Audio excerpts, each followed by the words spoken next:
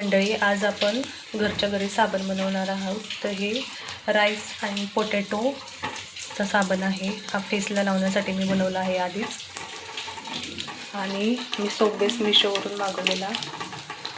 याच्यामध्ये मी कडुलिंबाचा रस वतलेला आहे. आणि हा स्किनसाठी मी साबण बनवत आहे.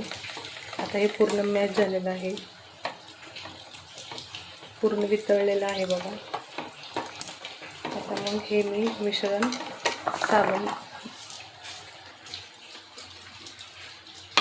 साबण तयार करण्यासाठी मी याच्यामध्ये सिलिकॉनमध्ये, हे काय वितळत वगैरे नाही, सिलिकॉनमध्ये मी वतणार आहे. ते तर बघा, घरच्या घरी आपण साबण बनवत आहोत.